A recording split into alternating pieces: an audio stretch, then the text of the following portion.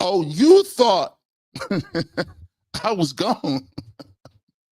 You thought we was out of here. No, no, no, no, no, no, no, no. I had to come back. I had to get it going. And for those that don't know, it's your boy G Bush. We got a lot to talk about. I've been out. Your boy listen, God is good. God is good. I've been in the hospital for a couple of days. And guess what? I'm good. I had to come talk to y'all on this Sunday morning. I was supposed to be here on Saturday, but I had to talk to you on Sunday and talk this talk because God blessed me to be where I am today, man. I want to thank everybody for the well wishes out there. I want to thank people who reached out to me when I was in the hospital. Yeah, we gonna talk about it, but first and foremost, we got to come back and feed the streets and talk about it. You thought that I got up out the hospital bed to come over here to talk this talk. You thought I was gonna let you get that off? I saw what the streets was looking like. I saw what the streets was looking like. And I said, nah. We're not going to play them games today. And you know what we're going to do? We're going to talk that talk. Now, I'm going to just mention for this right here before we get to the credits and the intro, this ain't for everybody. So by the time I hit this little intro, please, if you ain't one of them, please, if you don't want that real talk, please, if you want people half-stepping, sitting on fences, this is not the place for you. God is good on a Sunday. Let's get it going. You're in the barbershop.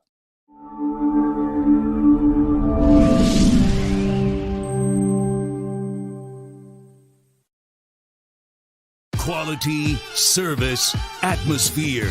You're next in the chair. Feel at home in the barbershop. G. Bush offers a fresh cut on sports. The barbershop isn't just grooming for guys. It's culture, it's lifestyle, it's sports. And it's now the barbershop is giving the sports scene a sheer shave and shine. Join the makeover now. Follow Garrett Bush at GBush91 on Twitter.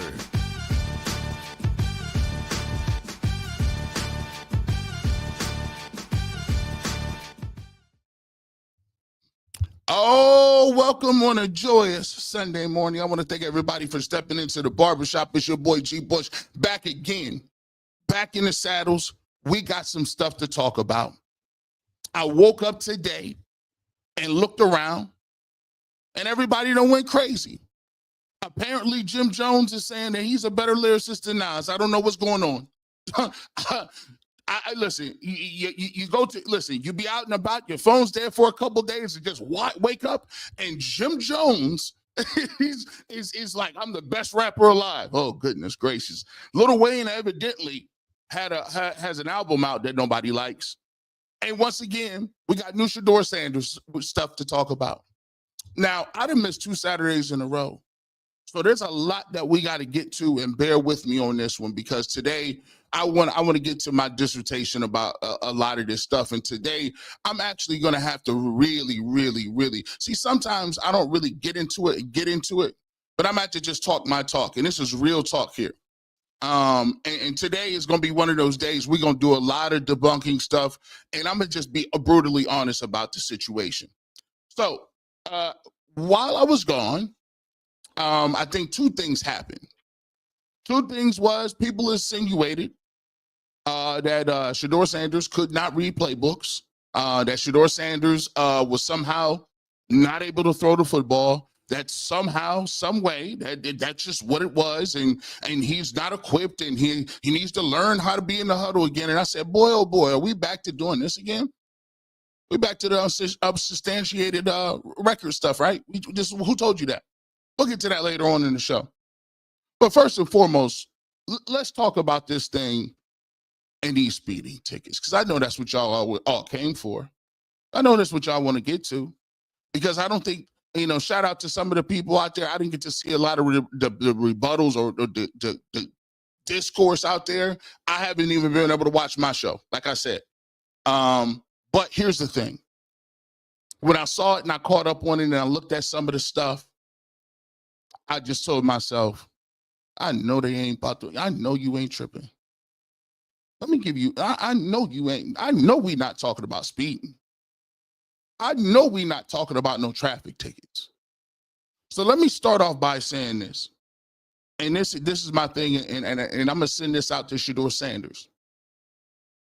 Drive slow, homie. Let me tell you something, man. I've been there. Everybody have been there. Last year, I got a speeding ticket going to work 3 times in a row.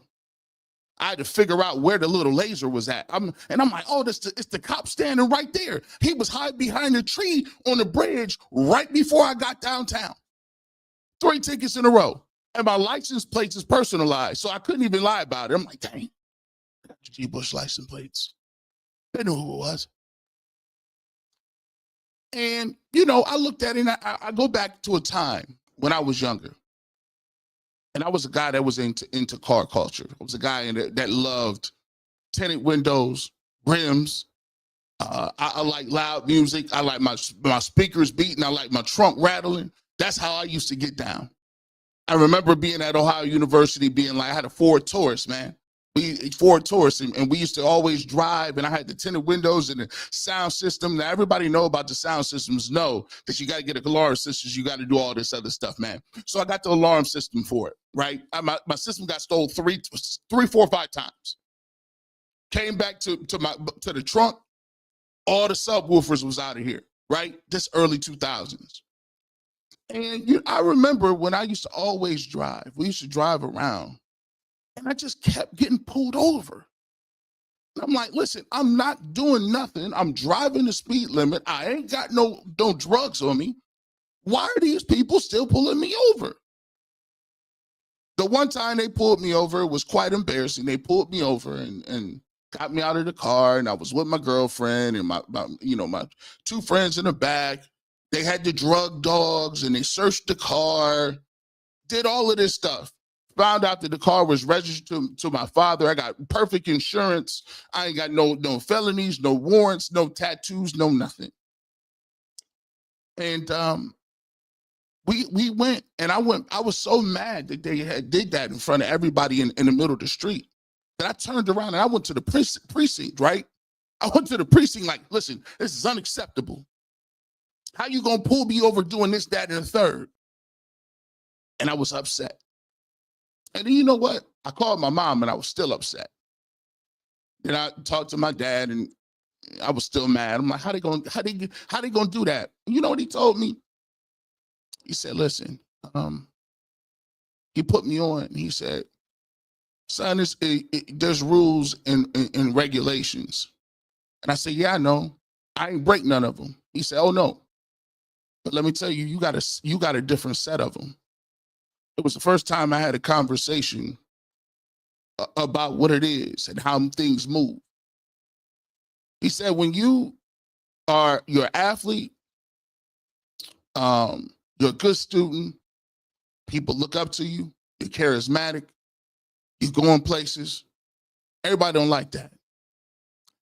And sometimes it's hard for you to have to sit there and realize that you got a separate set of rules. And he said, I would not be teaching you correctly if I didn't tell you, I know you like loud music. I know you like driving a little fast sometimes. I know you like tinted windows and loud sound system and rims. He said, but those things bring attention. And sometimes some attention you don't need. He said, I know you won't understand it now, but you'll get it when you get older. And by the time you get ready to have kids, you'll understand that you'll have to talk to your son and say, listen, certain things, as a black man in America, you just have to learn. You have to figure out. And as I got older and I looked around and I grew up, I sure did grow out of those things. I started to realize, I don't need no rims.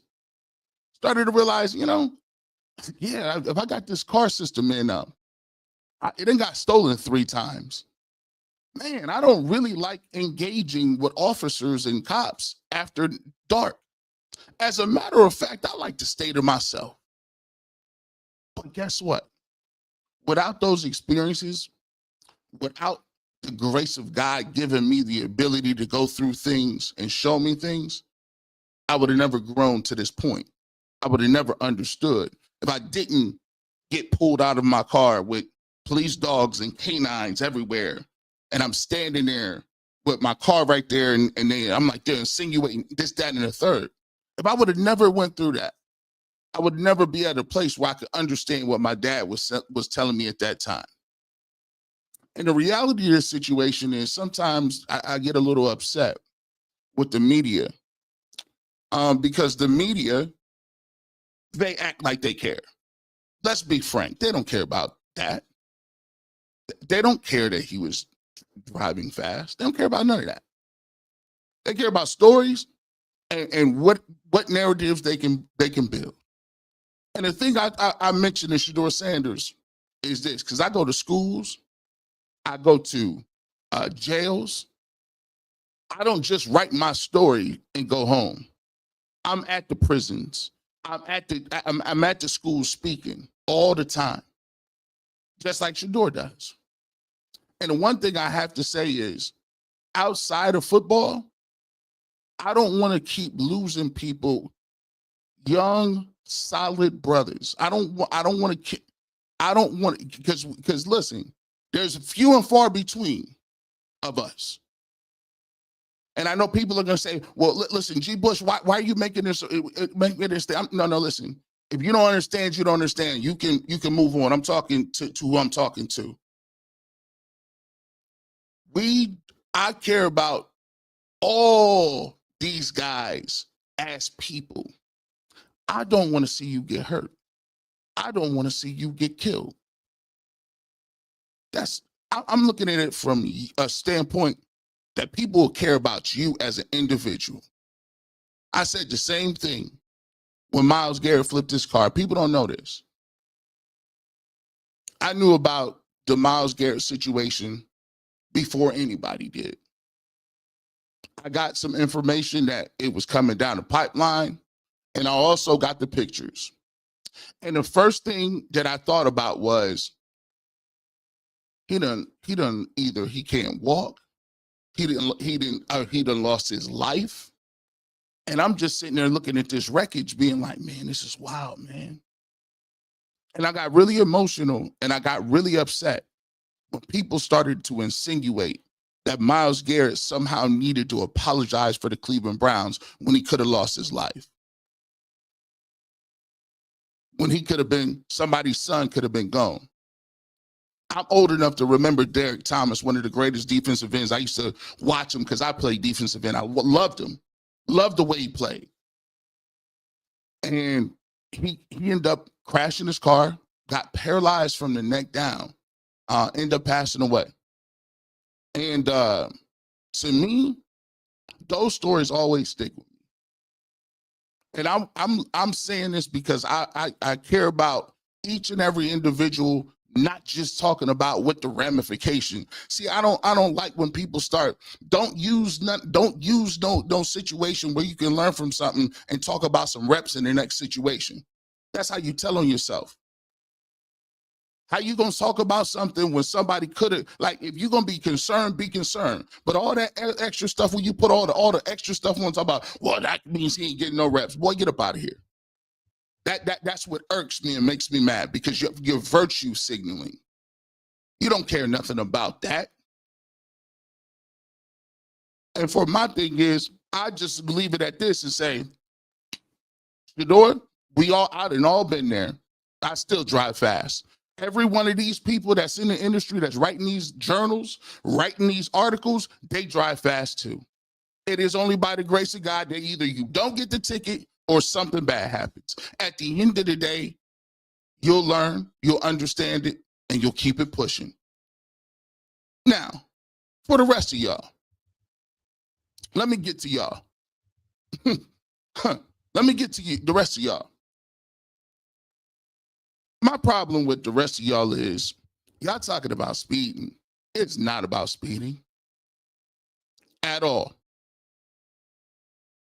I know it's not about speeding at all. Because let me give you this story. So back when we got, let's go back a couple of years. When they got Odell Beckham Jr., the line was, he doesn't want to be here. He was traded here. He don't want to be here. He's a diva. He wears funny cleats. Why does he do this? He does celebrations. We don't like him. Okay. You keep going forward. You get to a situation, you're like, all right, well, like, you get to Myles Garrett. Myles Garrett hit somebody with a helmet. He could have hurt somebody. He drove his car fast. He asked for a new contract. We don't like any of that. Well, you ask him, you say, well, what did Myles Garrett swing his helmet at Mason Rudolph for? We forget about that? Because he said he called him a racial slur. But that part just gets missed. We dismiss it because we don't like what you're doing. Your behavior. We talk about Ja Morant all the time. We talk about Ja Morant. He got guns in his video. Guns in his videos and his TikTok videos. What are you guys going to say about it? All the gun violence in your community, what are you going to say about it? You know what I said about it? I said, how is it that when we talk about gun violence, we talk about all these other things, we got a double standard because our elected officials can have a Christmas picture. Look it up. You can find it. All you do is a simple Google search. After a school shooting, they taking a family picture in their pajamas with AR-15s. But every 5 seconds, you want me to comment on Ja Morant. Who's more important? Elected officials that dictate what you do with your life, your rights, rules, regulations? Maybe. We talked about Deshaun Watson. 36 cases, all these allegations. We talked allegation gate for a whole year. It was the most miserable time of my life. We talked allegation gate years, right? During that time, when I mentioned, bro, he got acquitted by 2 grand juries in the state of Texas. Do you know what that means? People still called him whatever they was gonna call him. But let's keep it real. You know how many messages I got behind the scene? You're covering up for him. You're a pedophile too. All these things. You're condoning it. All kind of race, all kind of stuff, all kind of extra stuff. It's part of the game. I just said, okay, I'm just telling you how I feel about the situation. But we talked about that for 2 years, 2 straight years. Then Justin Tucker came along and magically nobody wanted to talk about anything. No, we don't need to talk about that. It's different. It's different. He's a kicker. He was a quarterback. It's different. He got the contract. He was a kicker. It was different. Same amount of allegations. 10, 12 allegations. I thought when you said 1 was enough to investigate. We get to Shedeur Sanders. We need to bring him down a notch. Too arrogant. Doesn't know. Too immature. This, that. Keep going on. All the above, letter D. And my thing is it really about what they're doing? And I tell you no. Because it's not about what these athletes or these people are doing. It doesn't matter if it's assault, speeding tickets, wanting a new contract, whether or not they get in altercations, whether or not they wear cleats, it's the same thing. The quest is, and the goal is, and it's always been and continues to be an underlining issue of you stay in your place. We will dictate what your narrative is. We will dictate what you are in the general public. Doesn't matter what you say or do, because we have the ultimate editing power. It doesn't matter. Think about it. Just be clear about it. We do this a lot. See, I've been in this game 10, 15 years. I was one of the people that still was remembering that people was talking about kneeling for the flag. You see, I done shows in this game. I'm still old enough to remember when there was people talking about shut up and dribble. was disrespectful for the flag. Huh? It was disrespectful. And you know what I said on my radio show? I said, if it's disrespectful, why at SEC football games is you still waving the Confederate flag high? That's the most disrespectful thing you can do. That is a disrespectful thing, to wave that flag next to that flag. We had a thing called the Civil War over that. Don't tell me about the disrespect. Until you stop waving that Confederate flag at every SEC game, don't you tell me about what kneeling means and don't mean. You see, here's the thing. When we come up and we grow and we get into this industry, the first thing they tell you, they set the rules of regulations. They tell you the first thing to do, you leave all the rest of the stuff out of it. You don't talk about no world news, no politics, no money, no financial wealth, success. Don't you talk about don't you talk about your faith? They tell you everything you can't talk about, but I always tell you what you can talk about. You can talk about the speeding tickets, you can talk about getting in trouble, you can talk about why your fathers ain't there. They can talk about everything, but you don't talk about nothing that counts. Why would I come up in this country, and why would I come up in here and not educate myself on what's going on in the world? And when you educate yourself on what's going on in the world, you start to come back to this stuff and you realize that it don't matter. You start to realize it was all fabricated. You start to realize that people said they believed in one thing and they didn't believe in none of that. I got in this game and I actually thought this was about sports talk. I got here and thought we was talking about sports. I got here and thought we was talking about who's the best player. I really felt like this is great. This is a great living. I can talk about basketball and how the team gets better, but no, I got here and realized it was a totally different world. And it was all fabricated. You see, maybe it's me, but you tell me I can't talk about certain things. Maybe it's because you don't want nobody illuminating why you feel uncomfortable.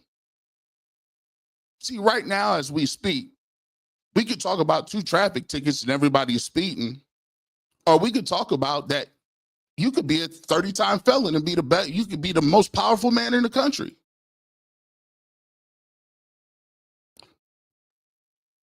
You can be whatever you want to be.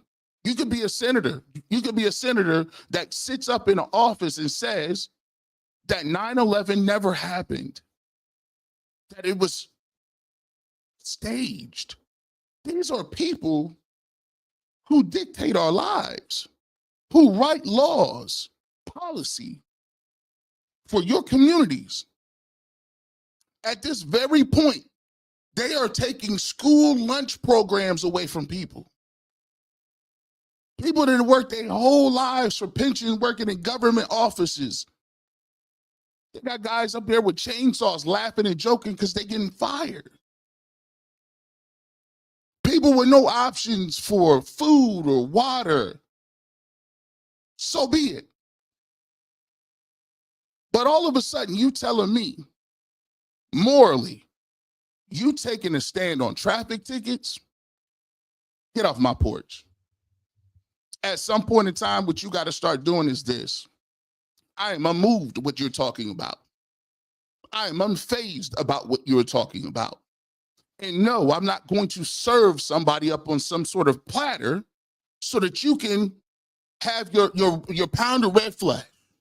Because it seems to me that we get a lot of people that be running around with these tiki torches looking for the next thing that you done did so you can stay in your place. But the rest of the world, oblivious to it. We in World War, we doing crazy stuff right now. People is telling us in real time that diversity, equity, and inclusion is a bad thing. Let it sink in. That's the 2025 I live in. The 2025 I live in right now. Do you know, this is crazy to me. This is crazy. You know, I live this. My wife won't even go on vacation this year. You know why? She's here. We're married on a K-1 visa. She got all her papers, documentation, whatever she wants. But she's scared to leave the country because she think they might not let her back in. That's the 2025 that people are living in this country. And I don't have, and maybe if you don't like reality checks and you don't like what I'm talking about, please check off. Because I don't respect people who don't respect and understand what's going on in this world. If you want to put your head in the sand and talk about football, fine, talk about football. But if I look around, we ain't been talking about football for a very long time. Every time I turn the TV on, it's another narrative, it's another guest, it's another opinion, it's another this and another that. So at the end of the day, you will not silence me in saying what I'm going to say. Because at the end of the day, you're not moving me either way. You don't control what I do and how I move. The reality is, people who talk about speeding tickets don't give a damn about speeding tickets. They speed. People don't give a damn about what nobody is doing outside of nothing. Or else we wouldn't be putting the people that we put in places to make powerful decisions if we really cared about any sort of character at all. I told myself, I ain't talking about no character no more. Miss me with that. When they pardon rioters, I said I refuse to get on these stations and vilify people for little petty, stupid, trivial stuff just so you can feel better about what you're saying. I will not do it. So if you guys want to talk about the traffic tickets and get in and get off and get it, listen, as you can tell, I'm not up for it. Because at the end of the day, people is out here virtue signaling, and they don't give no damn about no morals, no scruples, no nothing. Because you know what? Behind closed doors, they doing a bunch worse. Shedeur, understand. I think you'll learn from it. I think you'll understand it.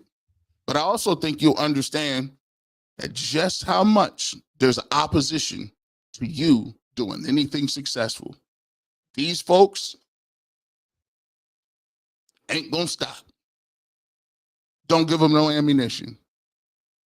I think you're a good kid. I think you're grown, not even kids. I'm sorry, don't disrespect. I think you're a good young man. You'll learn from it. But at the end of the day, people stop talking to me about no traffic tickets. I ain't got no time for it because this country has a lot more problems that's at the front door, at the front gates as we speak. They're talking about football players and traffic tickets. Kick rocks.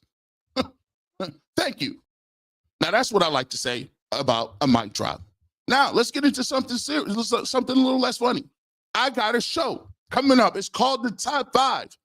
It's much less stressful than sports. It talks about sports, music, culture, all that good stuff. And it basically is a top 5 trivia show. I'm going to show you a clip of it. And if you want to subscribe to it, it's in the description of this video on YouTube. Make sure you check it out. It is called Top 5. And it is also a link in the chat. You can click that link and sign up for it now. What's going on? I saw what you did. You set this up. This is one coming up from one of our upcoming episodes. This is the top 5 most famous people of all time. Now, in this list, we have Shakespeare. We got Michael Jordan. We got Michael Jackson. We got a bunch of people. Taylor Swift is in this list. Elvis is in this list. So this is a clip from the show. This show will be released on July 5th. Make sure you check it out. We'll have a snippet on the 28th. But we're talking about how famous Michael Jackson was, and that just to set that up a little bit. I saw what you was going. I saw what you did. You played a dangerous game, but Michael Jackson is hard to defeat. Nobody, he was on my list. Nobody on this list had foreign, Korean, or Taiwanese men passing out Man, and then Sight they still of got Michael Jackson in a Captain Crunch outfit. the K-pop dudes are still trying to model their whole look after Trent, him. he's the first person to walk around with in a limousine, and the National Guard is outside. Man, Just being like, just trotting next to hey man, just leave me alone. Kim Jong-un. I said we weren't gonna get political, but he got the same foot soldiers as Mike do. Man. His foot soldiers trot right next to him. You better be in shape right next to the car. That's a little snippet from Top 5. We'll talk about that coming up, man. Make sure you check that out. You can subscribe to that. It's in your description. We will have clips out. We have clips right down. We'll play a little segment of it on the 28th, which is next week on Saturday. And then July 5th is the first day of the show. We got all the episodes taped. It's a family show. We don't talk about religion. We don't talk about any presidents or politics. We just keep it really fun, and it's a game that you guys could play interactively at home. You could play along with us for points and different things like that. It's a real good watch, 20 to 25 minutes, and it's something that's really that passes time very easily, and it's a really good watch. So make sure you check that out if you're interested. Let's get to this. We talked about this, but before we do, I want to get to a couple comments here. Let me get to these comments. First and foremost, let me take this down so I can get some of y'all's comments in here. Oh no, there we go. D Bell says, it's not the speeding tickets, it's the money they make off of a bad mouthing Shedeur. I'm 70 and I speed in my XTG. If I had husband's truck, I'd be open to it, or I open it up to. Like, listen, man, like, don't be disillusioned about this. And I'm gonna give you an educational little spiel on this. Nowadays, what we talking about is this. You are correct. And I think the media is picking up on it a little bit. If you are a media member, right, there is no more what we would call traditional newspaper outlets. Everything is digital. So before, you used to be able to write in the paper, get it out, do whatever traditional print is. Now, everybody is fighting for this one little slice of pie. Everybody is fighting for this one little sliver of attention. And that attention is only on the internet. Now, if you get on the internet and you don't realize what is going to get you more clicks, negative stuff or positive stuff? Negative. Going against the grain or going with the flow? Going with the flow ain't going to get you. Going with the flow will get you 1,000 views. Going against the grain to give you 10,000. Saying Shadeur Sanders might be a franchise quarterback may give you, if you do it in a provocative way, you'll get some views. But you also gain a lot of views from people that are commenting on how crazy you are for some of the things you're saying. And if you did not know, the YouTube algorithm, it really, basically, it really enhances anything that you do when you comment on things.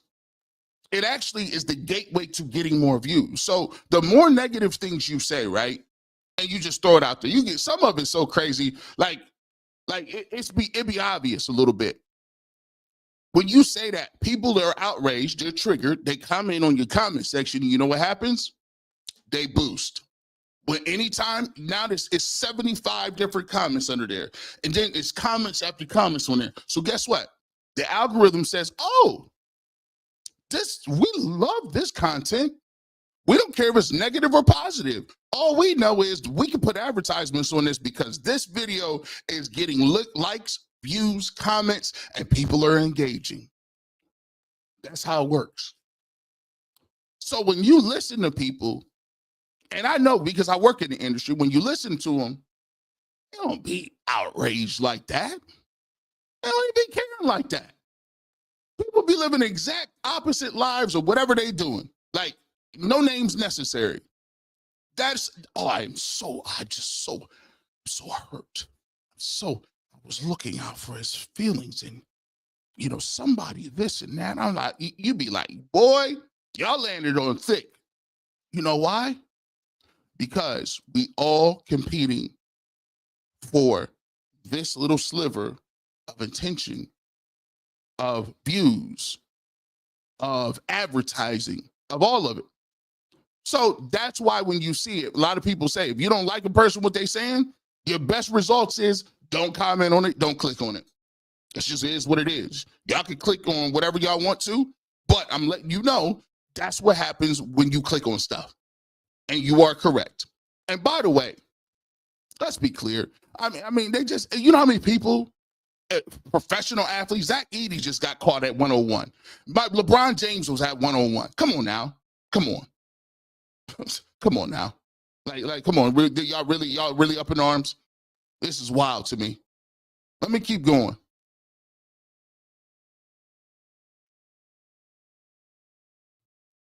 Weren't following what Mary Kay was saying until he got here. She was a full supporter and still is. I don't know what that quite means, but I'll read it.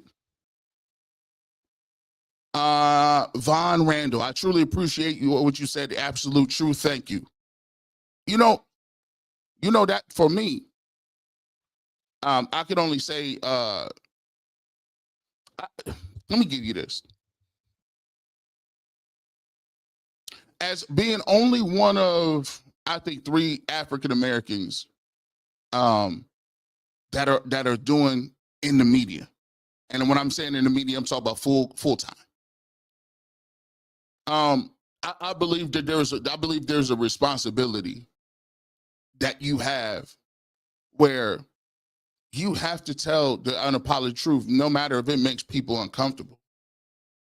You have to tell the truth.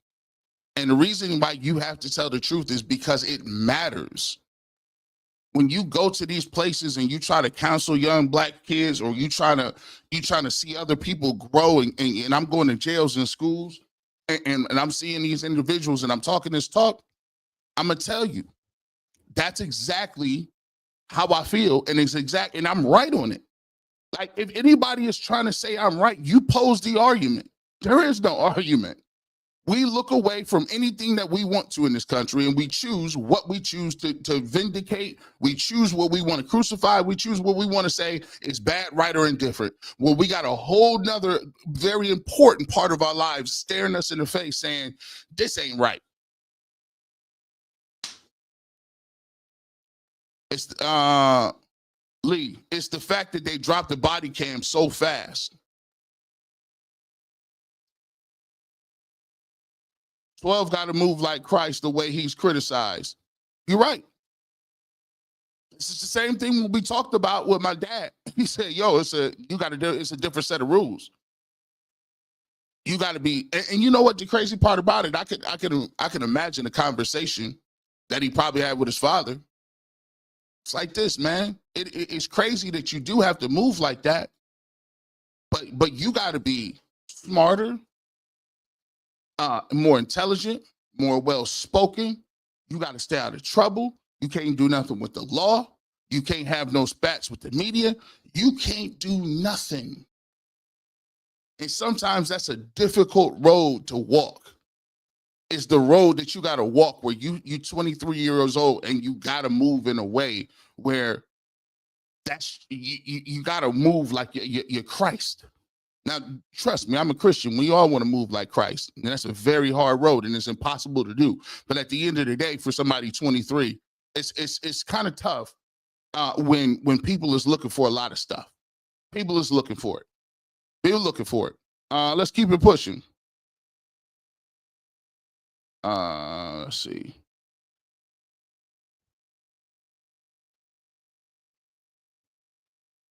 Yep. Making a deal off a stupid ass traffic ticket. This is what we're talking about. But I'm gonna come up and tell you like this. It ain't about the traffic ticket. We got to remember to keep the thing. The main thing, the main thing. We're gonna come back and talk about that. Miss Robinson, to you, the kid is grown. Yes, he is. We corrected that. He is not a kid. He is I believe, 23-year-old grown man. Jeremy Long says, the clowns up in arms about a speeding ticket is crazy. Most of the Cleveland media and negative fans want to see this dude lose bad, and it's sad and it's shameful. I thought about this for a long time, and I talked about this on a lot of my other channels, and I talked about this all the time. We've been so bad in Cleveland for so long that I think the media thinks that they the one playing football. You know what I'm saying? We've been so bad that only in Cleveland will people get the entitled level, like people is showing up to watch them play. No, like no one's showing up to watch me or whoever in the media play. But that type of energy that they got, right, it comes from, it's almost like one of those things when you're reading a fairy tale. It's almost like they gotta have a villain and they gotta have a savior. We've done it since I've been covering this stuff.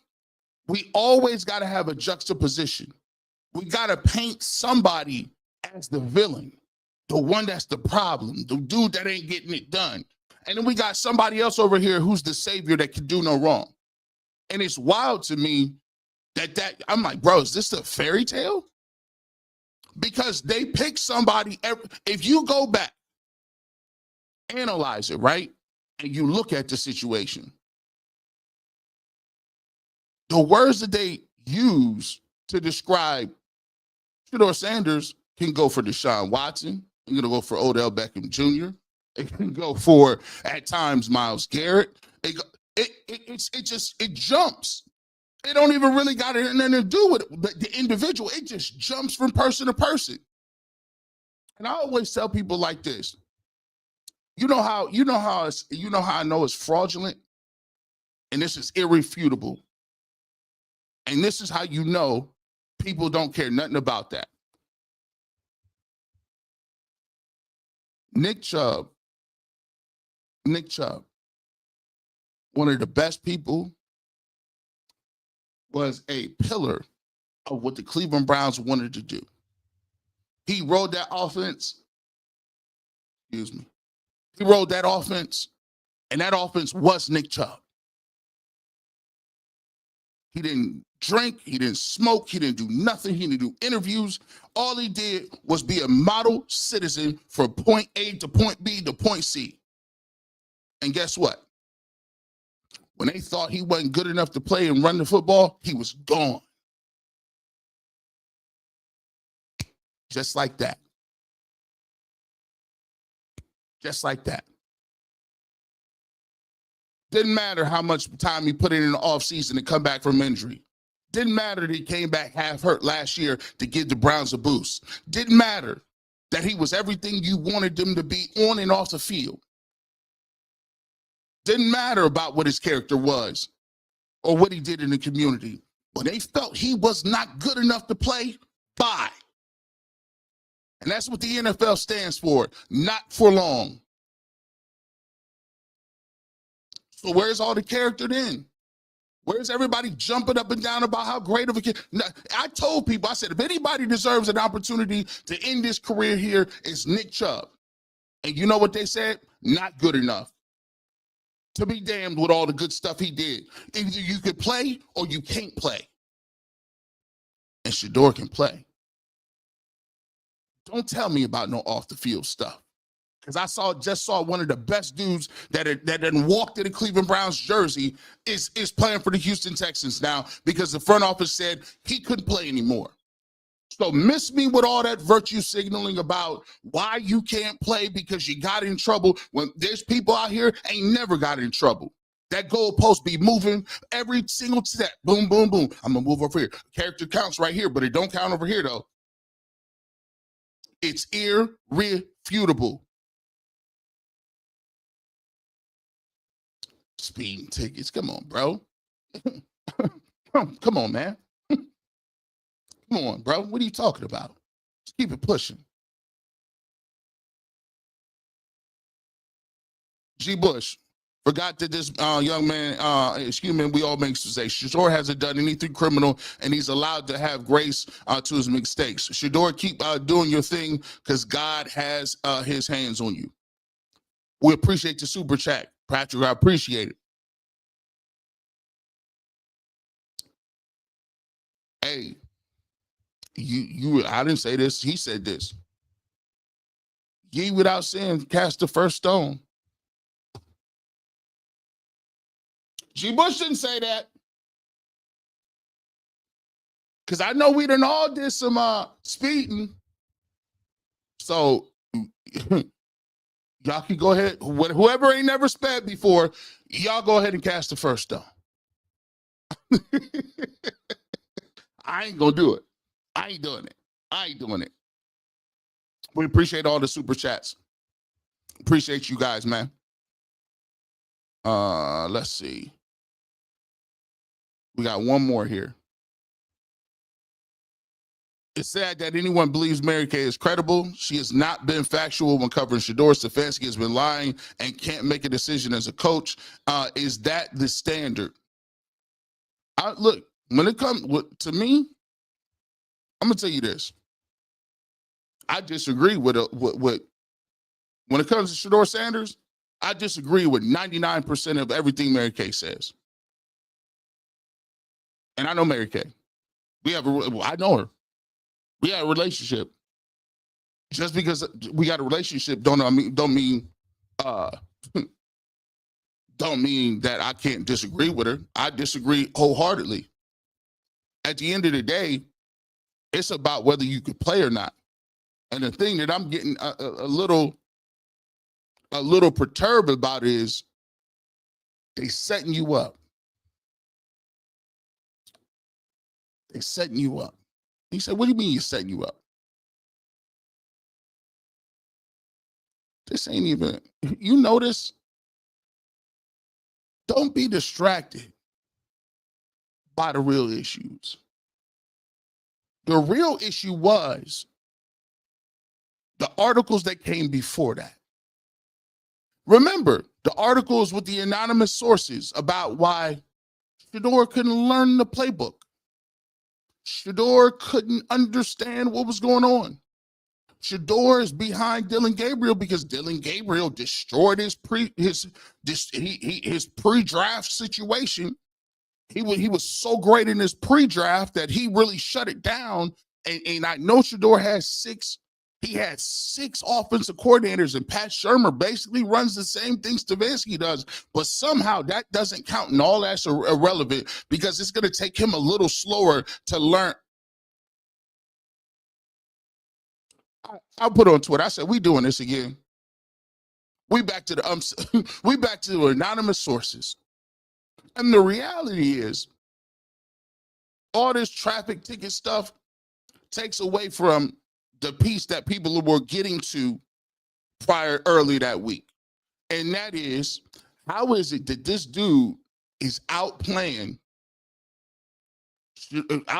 Dillon Gabriel, outplaying Kenny Pickett, and Joe Flacco ain't even playing right now. They got him on ice. They ain't even, he lay like, Joe, you're on the team. You're probably going to start. But how is he doing that and getting reps? How are they getting reps over him? We have seen watch this. We have seen not one highlight from Kenny Pickett.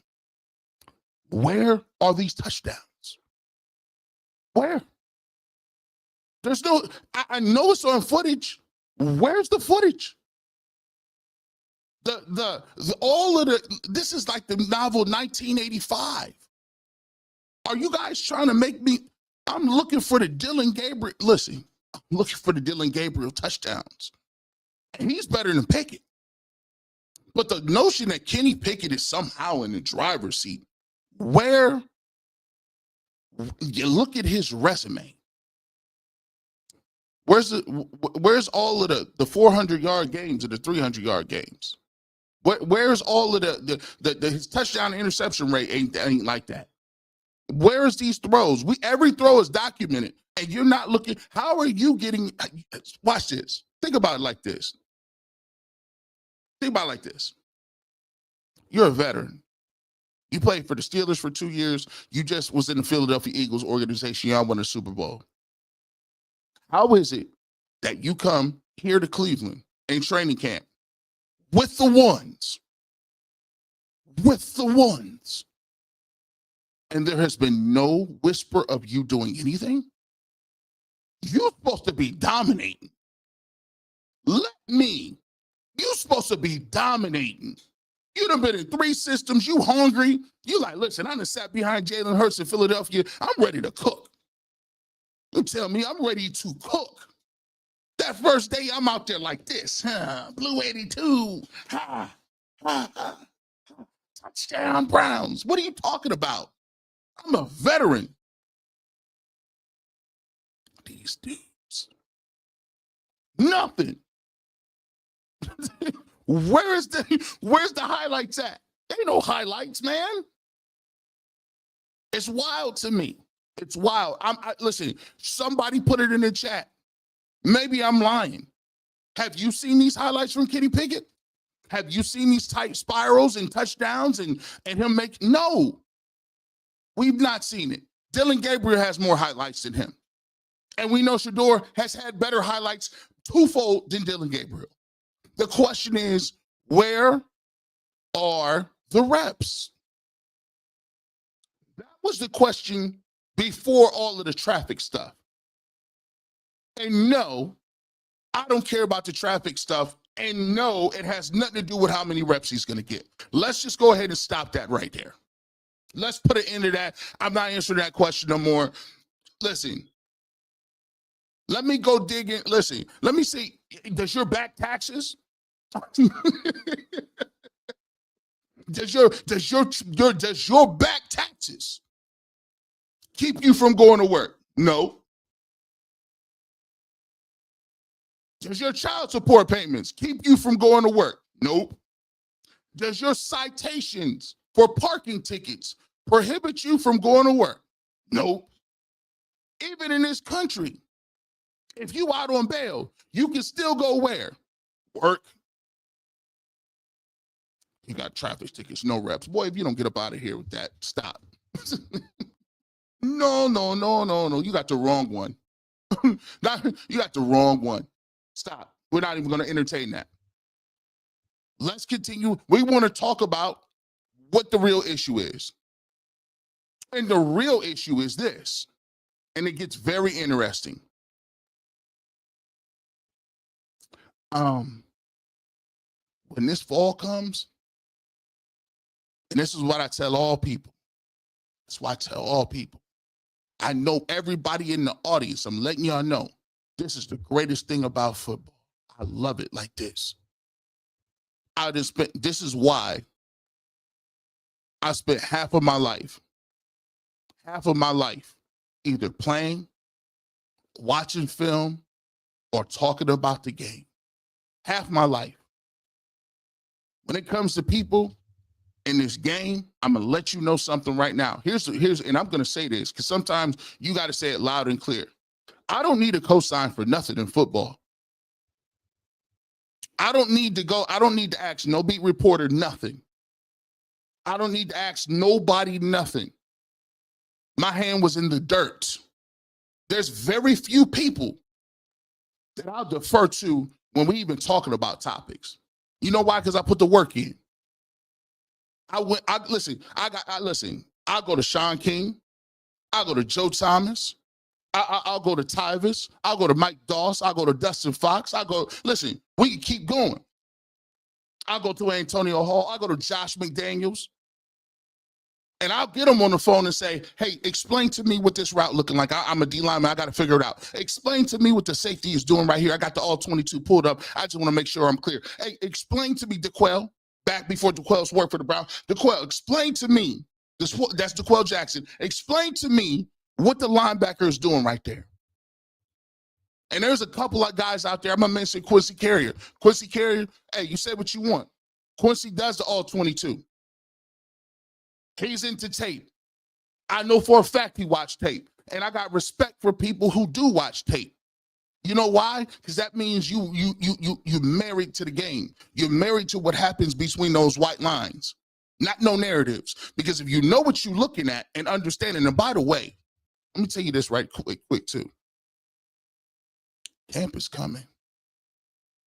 I'm gonna be out there. I'm gonna be out there. All that, oh, this is what I saw. Oh no, let me tell you what I saw. That's what we're gonna do. We're gonna eliminate a lot of this stuff. Wait till that real camp comes. And I can get on here and be like, hey, ha, ha, G. Bush in the building. Guess what I just saw yesterday? Let's get it. Let's get to it. But I'm gonna tell you this. One of the reasons why I'm so excited about it is OTAs is cool. Mini camps, cool. Off season, cool. Let me tell you, when you get to the games, it's different.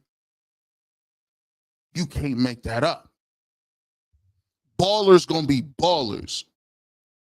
Players gonna be players. Plays, you can't teach nobody how to make no plays. And so all of this riffraff and all this narrative stuff, and this is the greatest thing about it. Don't tell me about nobody's pre-draft and how they was killing it. You tell me what's going on today. Don't tell me listen, when you get into that camp and you get in there, and this is why I know people, this is why I know for a fact, people is living off narrative tabloid football.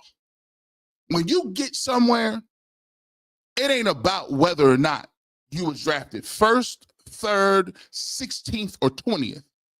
It don't matter what colors you got. Colorado, Ohio State, Oregon, it don't matter. What matter is you got a Browns helmet on and all of your stats say 0, 0, 0. And as a matter of fact, all of their stats still say 0, 0, 0. It don't matter if you when you on that field, you can't. I'm a God-fearing man, but even God don't care about what happened on that field. All you can do is pray that nobody gets seriously hurt and that we play to the glory of God. But guess what? Other than that, all bets are off. It don't matter what race you is, the religion, how much money you got, how much cars, where you came from, your family background. None of that matters in between them white lines. And when Shedeur get between them white lines, I got a hunch he's going to make plays. Because some people have that. Kind of like Prime. See, there's one thing you can say about Prime. You can say it all the time, right? Oh, he ain't do this, he ain't do that. But one thing you can say about Shadeur Sanders is this. I watched the Baylor game. I watched the Kansas State game. I watched all the games. When plays need to be made, he tends to make plays. And so we sit here and we argue back and forth and whether or not this is that or this is that. You can hope and wish that traffic tickets stop somebody, but they won't. You can't stop it. If it's destined, it's destined. You can't do nothing about it. You may not like what I say right now. Guess what? Don't matter. It's destined to happen. It is what it is. Favor ain't fair.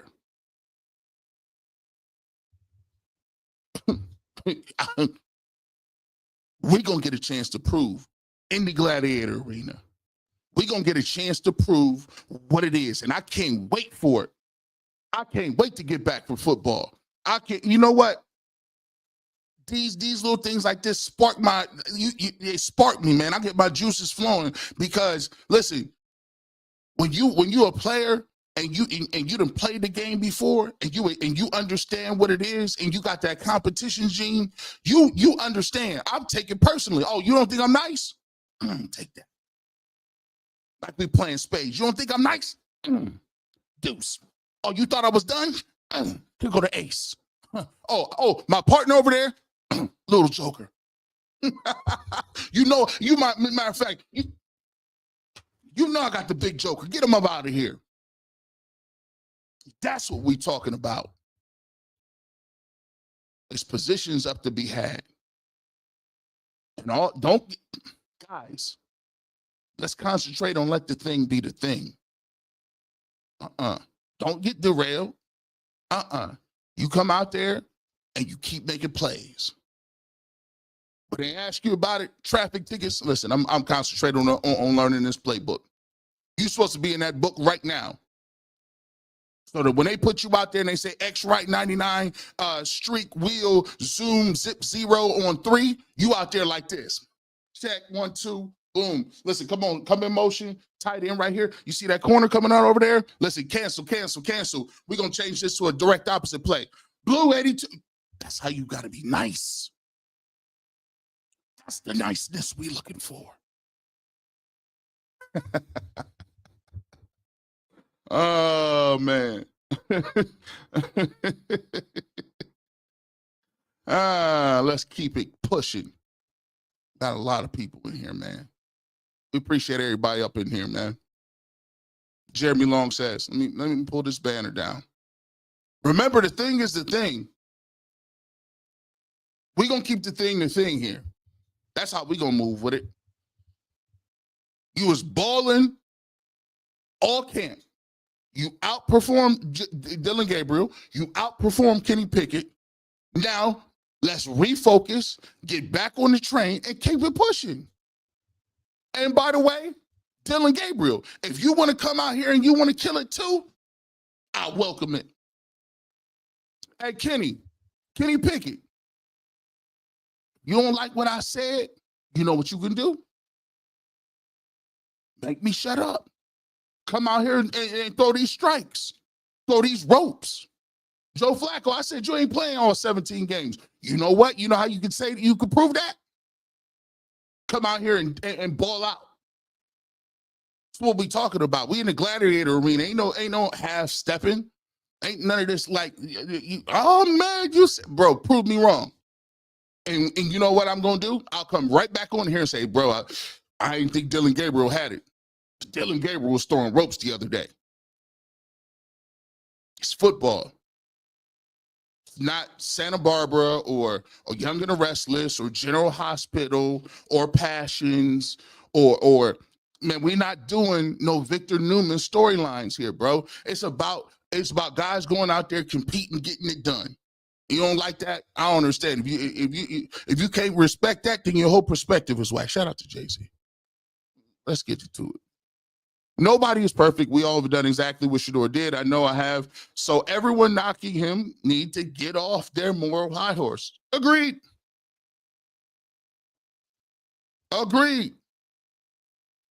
Raw Status TV, where Pickett videos is missing. Good. Hey, listen. Tell me I'm lying. If you didn't know,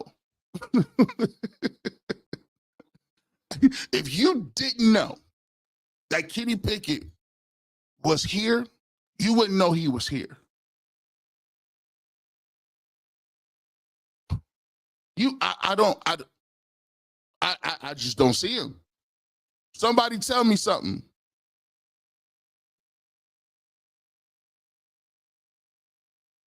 Same people trolling Shedeur is the same people putting Manning on. Oh, listen, come on. If you didn't know, go back and take a look at one of my blogs.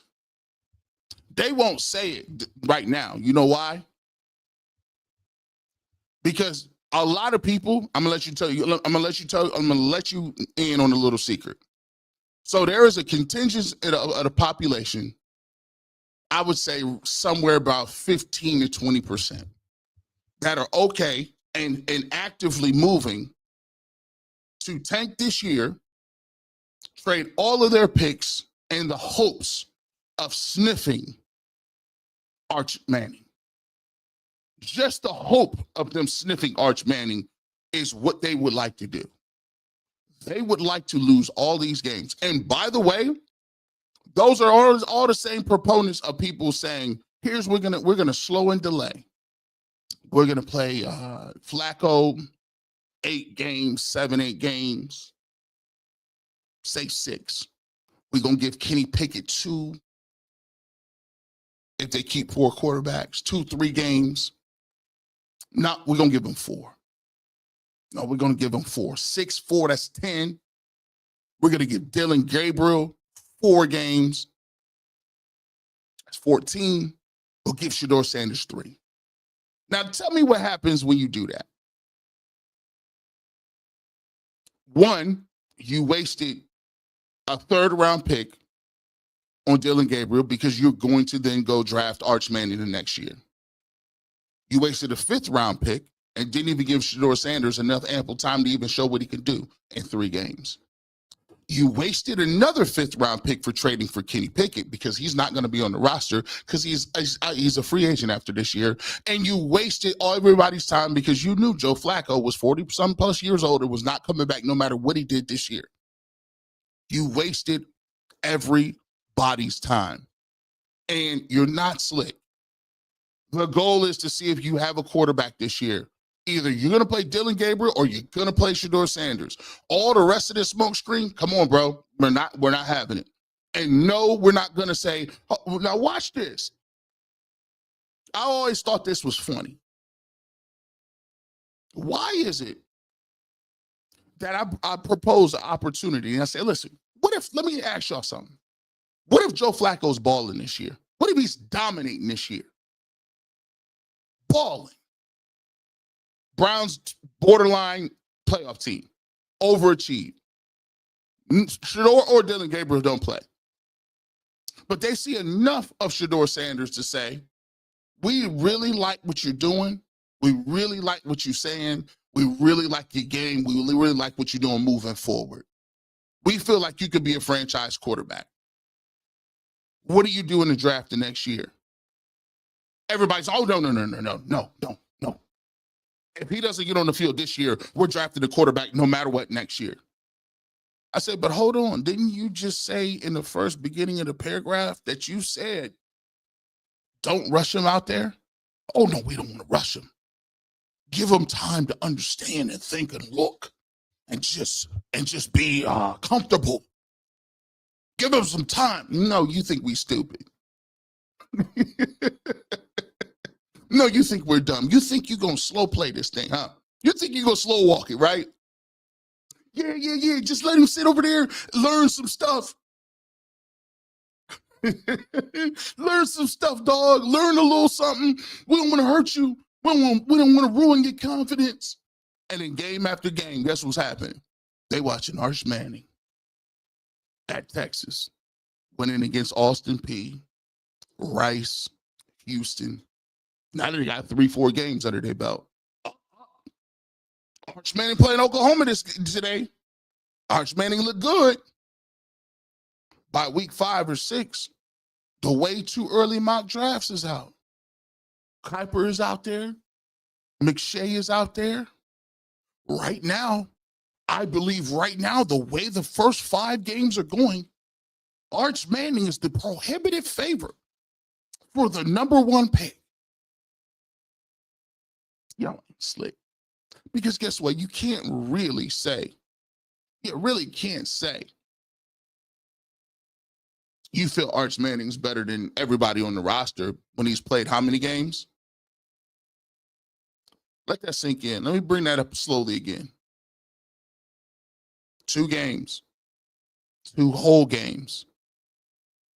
And we're tanking for someone for 2 whole games. But I bet you if he get in here, listen, bar none, he needs to start day 1. These will start day 1. Intangibles. Comes from a great family background. Throws the ball well. I mean, his interview process was immaculate. Put him on the whiteboard. It was devastating. He has a cannon for an arm. Mobile. He's just a prospect that once in a generational. See, they throw that around. Once in a generational is that's the buzzword. Once in a generational type guy, CEO of your and if you're the Cleveland Browns and you've looked for a quarterback for 45 years, I mean, you can't pass on a guy. You got to do whatever you need to do. You know how we gave up 3 picks for Deshaun Watson? They'll give up 5 for Arch Manning.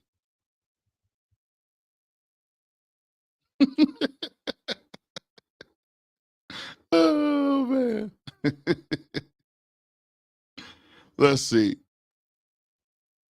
Let me see what we got going on here, man. Let me see. What we got. Let me pull this up. I didn't even see this. There we go. G. Bush, even the vets know Shedeur is balling. That's why he's the only rookie in invited to Njoku softball game. I didn't know when was that softball game? I was out of it.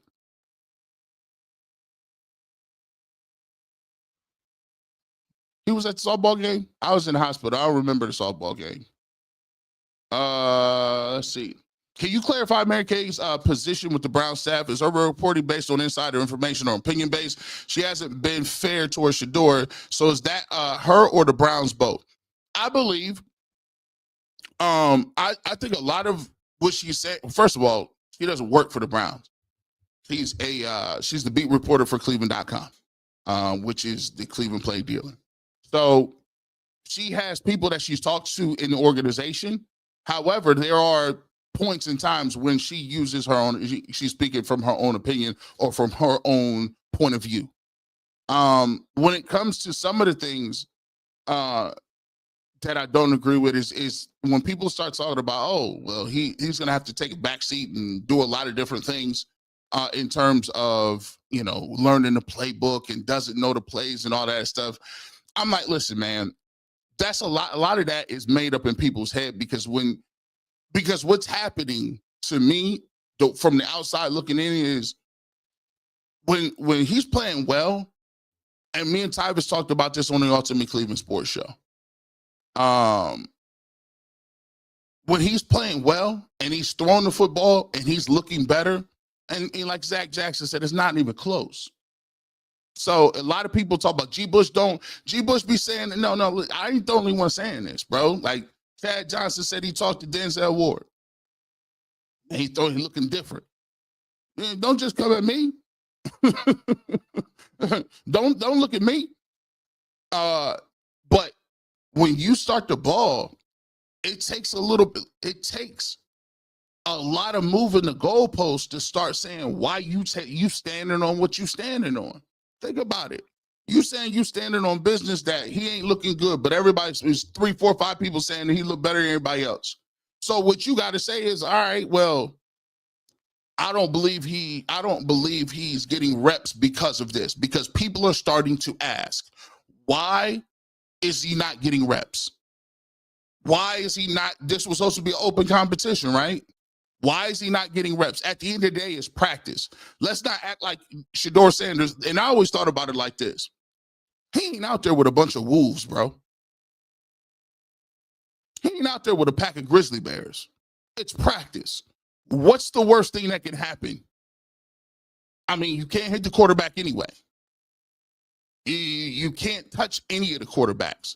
So to frame the situation as if he is so inept, that he's so confused, that he's so he doesn't know the playbook, or to even line up and call a play in the first team huddle is wild.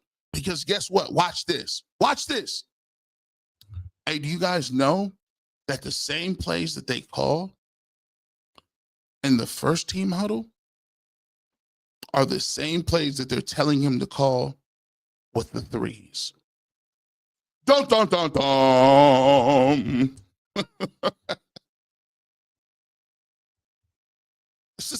It's the same thing.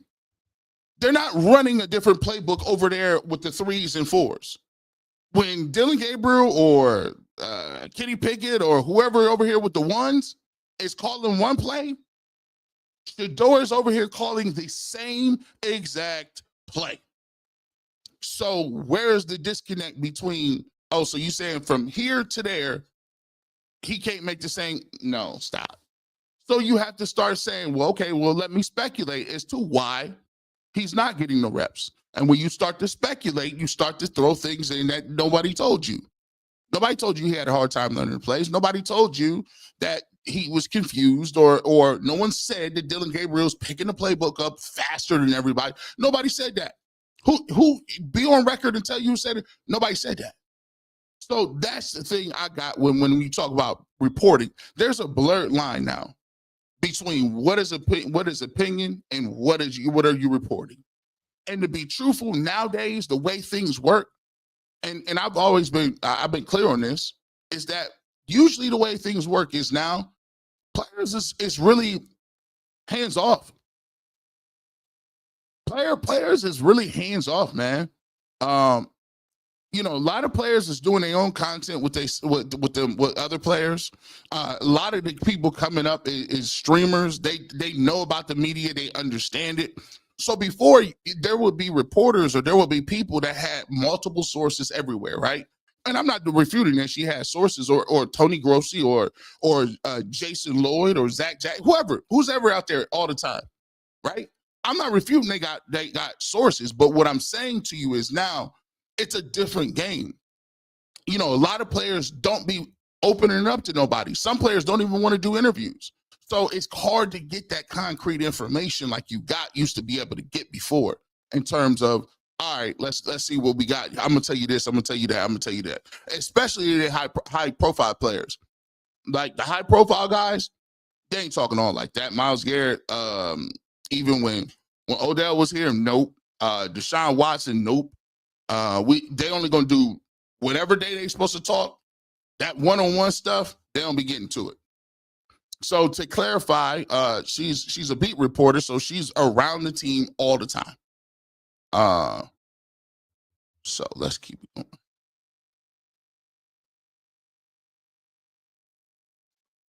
Billy Fagan says, so glad to see you back in the shop. You were sorely missed. Appreciate you stating the obvious. Shedeur has paid his fines and acknowledged his mistake. He deserves some grace and given time. I wouldn't even say grace. I was just going 80 the other day. Yeah, no, babe, I didn't. She looking at me crazy. No, I didn't get a part. I'm telling you, I got it. I got a ticket 3 straight days. And them boys was like 200. 200. Going to work. Going to work. Let's see.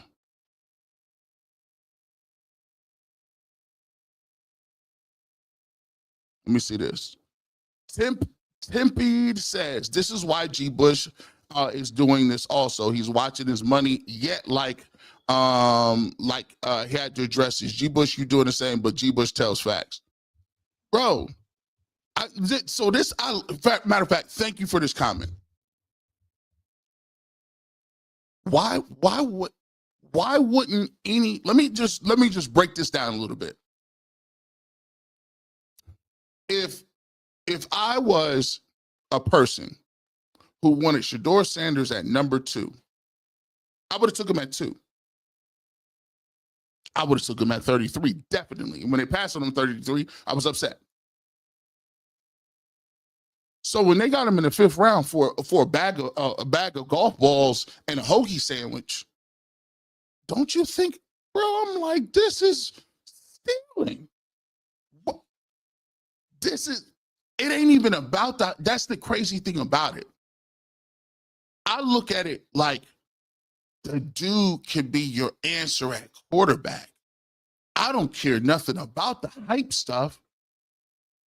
I think he could play ball. Does a lot of stuff come with it? Sure. But it's almost like saying you're only doing this for content when, bro, you're covering. So put it to you like this. I'm covering a team that hasn't had a quarterback in 40 years. They haven't won the division since 1989. The team got taken away. After I was here when Ben Roethlisberger won 30-something games against the Browns in their own stadium. I was here when Joe Flacco was killing the Browns. I was here when we went 1-31. So my question to anybody, and I never understood this, from what standpoint we coming from. Why wouldn't you want to root for somebody to succeed? Because you think they can play. Like, when Baker Mayfield was here the first time, I did blogs about Baker Mayfield all the time. You know why? He was the quarterback, and I wanted them to win. When Joe Flacco came off the bench, and I said, I'm predicting Joe Flacco going to throw for 300 every single game. Go back and check the blogs. I was the only person who said it. I did Flacco blogs. You know why?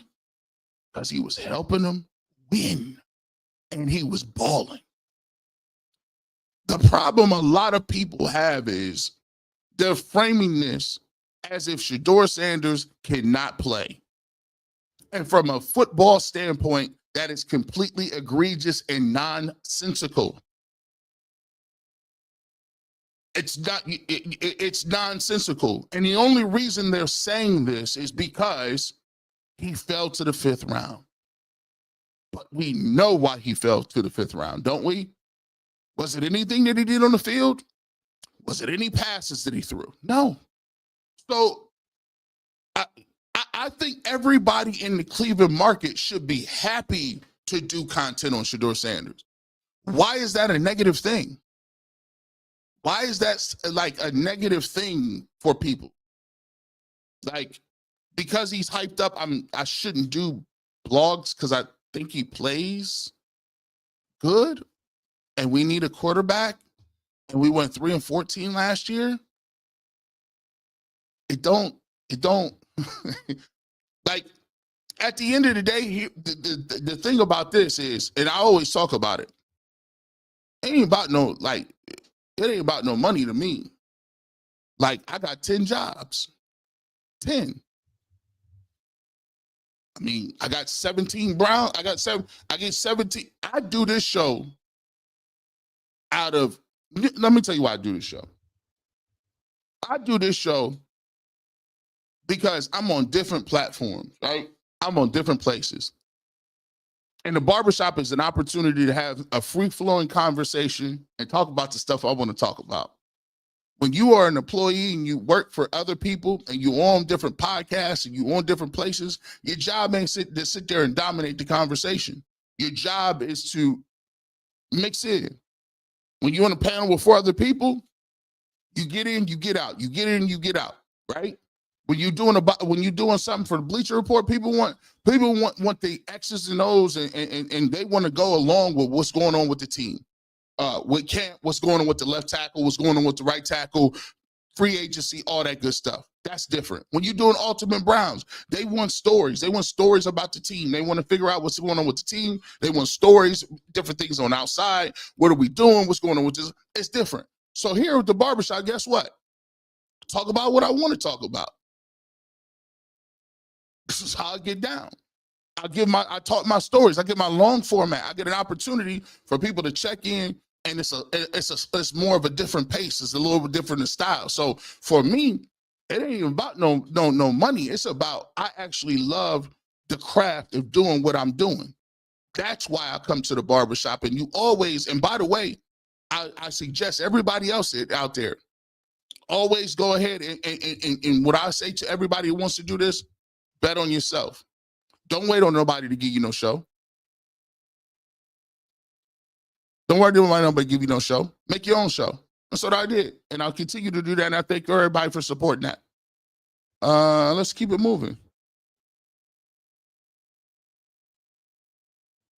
Mike Phillips says, my sister is safest drivers I know and has had not 1, not 2, but 3 times hit a deer at night on Route 2, totaling 2 cars. She was only going 65. It's dangerous speed at night. It's dangerous to speed at night. Mike, I think we agree with you. It is dangerous to speed at night. But I think a lot of people are saying, you can say it's dangerous to speed at night, but it ain't got nothing to do with no reps. Wiley Butler. Hey G, I'm from Cleveland and I live in Columbus. I was at the drive in January of '86, so I have a lot of hurt from the Browns being a Browns fan, but I roll with them. People need to understand back then we rooted for the name on the front of the jersey, and that's the problem with some of these media members. It's almost like, I'm gonna put it to you like this, and I appreciate your call. Not even a call, but see, I'm used to the radio still, man. One day we might get some calls on here. We'll try to figure that out.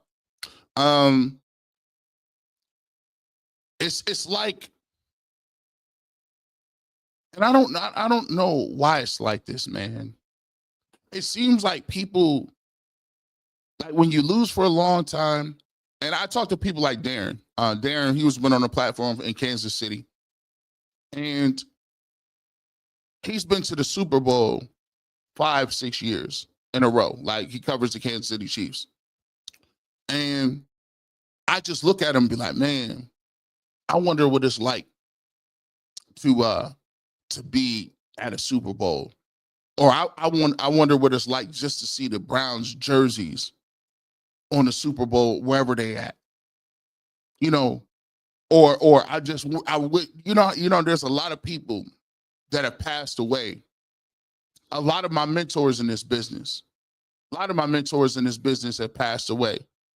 BSK passed away. Jim Donovan passed away. Joe Tate passed away. Les Levine passed away. Michael Simon.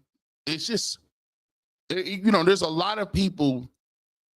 Guy used to run a board, Eddie Millard. Shout out to Cowboy Eddie. There are so many people that I came into this game with, and I ain't even been doing it that long, that have passed away. And each and every one of them said, man, we would sit back and reminisce and say, what would it be like if the Browns actually won? I said, man, it'd be crazy. I cried when the Cavs won. I don't know what I'll do if the Browns win. And the crazy part about it is, the Browns got, and it's unfortunate because I've met some of the best Browns fans in the world, man. The Browns backer in Hawaii, shout out to him. They used to wake up at 6 a.m. in the morning. Like, it might have been 4 in Hawaii just to listen to the barbershop on 92.3 The Fan. Browns backers in Hawaii, Browns backers in Ireland, Browns backers in South America, Browns backers in Ireland and Iceland, Puerto Rico. It's wild. And all of those people show so much love. And no matter what the Browns do and how bad it is the Browns get, they always here, they always positive, and they always got an outlook like maybe next year we can get it done. And it's a shame now because sometimes I feel like, now with the internet, it's a loud minority of people that just seem like they don't want to see the team they don't want to really get behind them because it's almost like they feel like they're losing something. Like to put your foot out and say, yeah, I want my team to win. Like you losing something. Everybody got to be level-headed. Oh, I'm going to put 5-6 wins on it. It's just like, come on, man. It's like, I wish it was different. You know what I'm saying? But that's what happens when you lose a lot. You become cynical. You become, you start thinking backwards. You don't want to make moves. You don't want to take no chances. It's tough to deal with. And I think last year took a lot out of people. We appreciate that. Thank you so much. We're cooking. Let me get to this.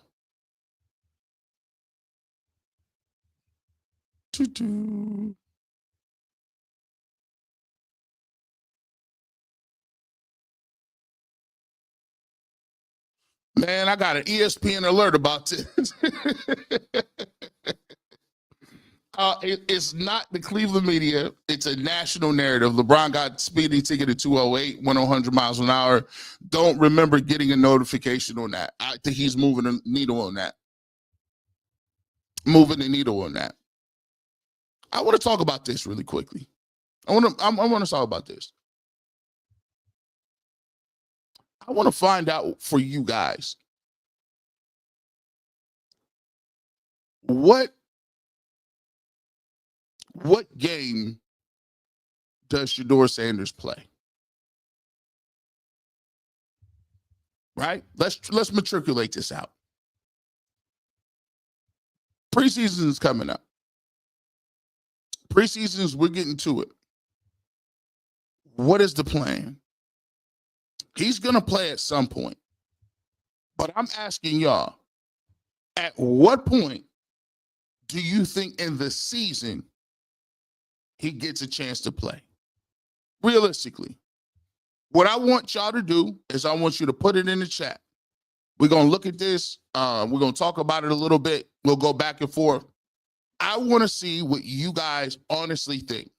And if you're a Shedeur detractor, I definitely want yours. I definitely want yours because I want to see what people is looking like. Because here's what I'm thinking. It's going to be very interesting to see how they move with this. I think if they the worst move that I think everybody would not like is if Kenny Pickett is a starter week 1. If you got Kenny Pickett week 1 and Flacco and Shedeur is still on the roster,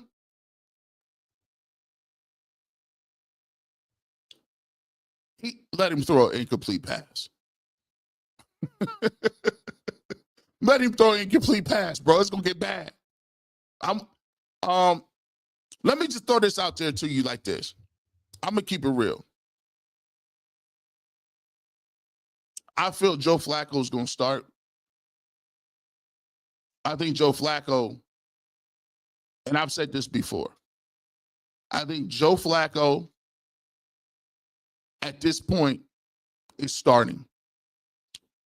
But I also think that the competition ain't really between Dillon Gabriel and Shadeur Sanders. I think it's between Dillon Gabriel and Pickett. And whenever one of them lose that competition, that person's out of here. And I think because they did take Dillon Gabriel in the 3rd round, I think Kenny Pickett is looking around. He's going to have start having some highlights. I got Flacco playing. This is tricky because they play some really tough games in the first 5 games or so. He ain't completed no game. He hasn't completed no long stretch where he's been killing the game like that, especially last year with the Colts. I give him 5 games. 5. Let me look at the schedule. Let me see. Let me look at this schedule right fast. Because, all right, what we doing? All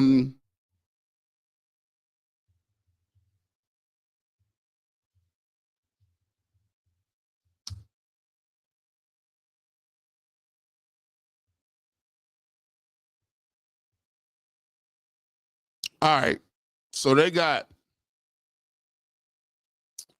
Bengals. That's tough. At the Ravens. Packers. At the Lions. Vikings. 1, 2, 3, 4. That's 5 games. And the Vikings game is in London.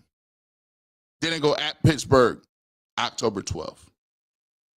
I'm predicting there's a quarterback change in October. I think after they play the Vikings. Now, here's the tricky part about it is, all these teams look to be playoff teams. 1, 2, 3, 4, 5. Even the Pittsburgh Steelers made the playoffs. But I'm gonna go with 5.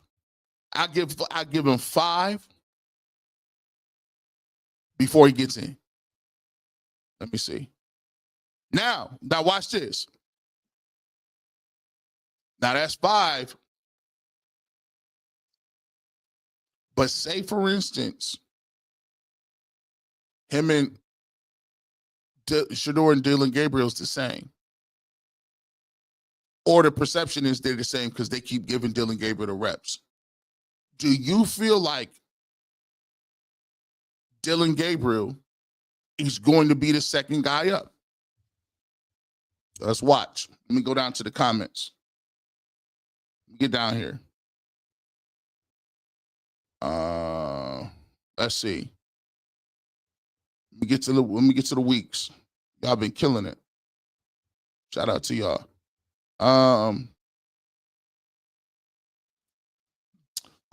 Big Snacks. I like that name. Big Snacks. Week 5. Just my opinion, best show in Cleveland. I wish you were able to do it every day, fam. I appreciate you, my guy. I appreciate you. Game 1. Bird's Nest is holding it. She ain't playing no games. Game 1. She said today. Once you know her playing today. Week 1. Dicey. All right, Southeast.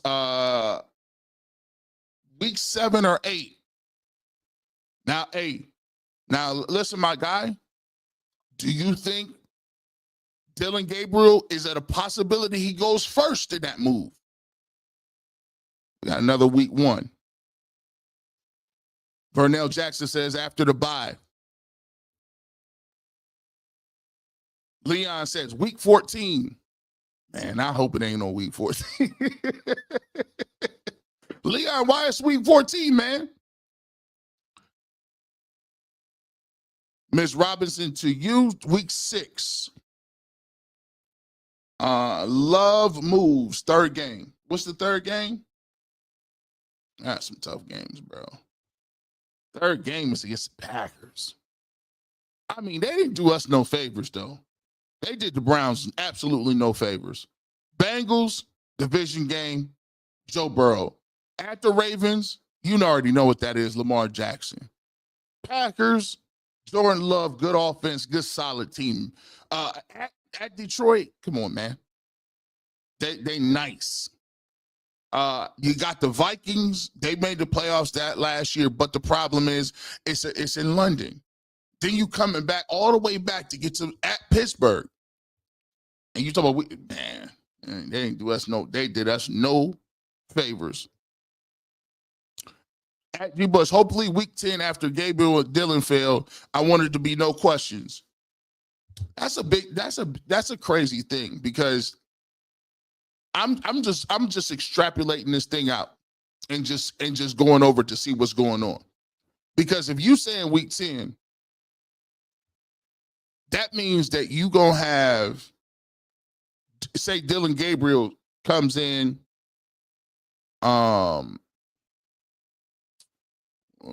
week 10.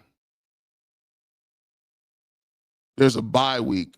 So 1, 2, 3, 6, 7, 8, 9, 10. So you would be at the Jets. So that means if you start Flacco for say 5 games, and then you give Dylan Gabriel opportunity to play at Pittsburgh versus the Dolphins, at New England, then it's the bye week. So theoretically, you could be getting Shedeur ready for the bye week to get ready to play November 9th at the Jets. And if you did get in at that point in time, you're looking at the 9th at the Jets.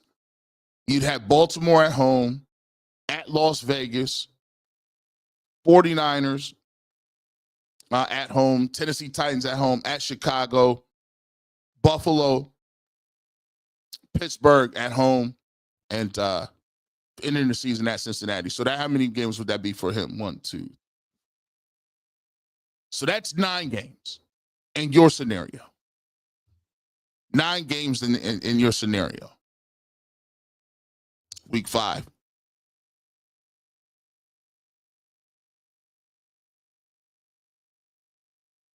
G. Bush, only UCSS I trust.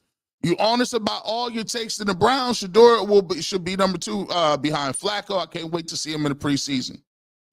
That's the way I see it. I appreciate you, and I see what the Kool-Aid Mafia on. Week 8, London game.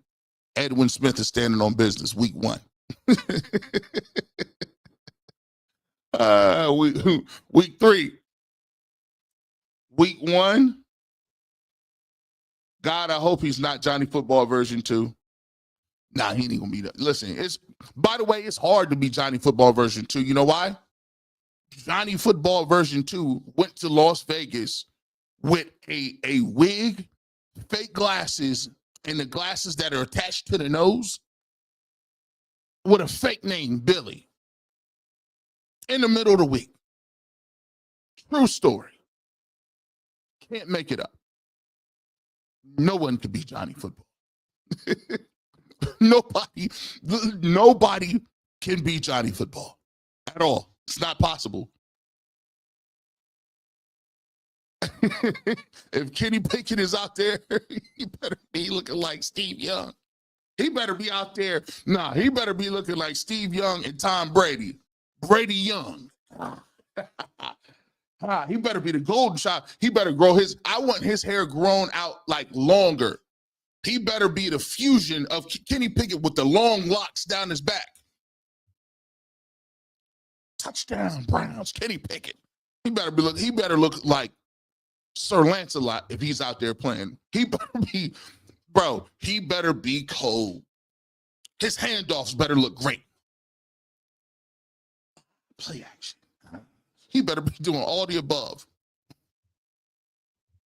He has it. I do not envy this man. But I keep saying it. I haven't seen no highlights though.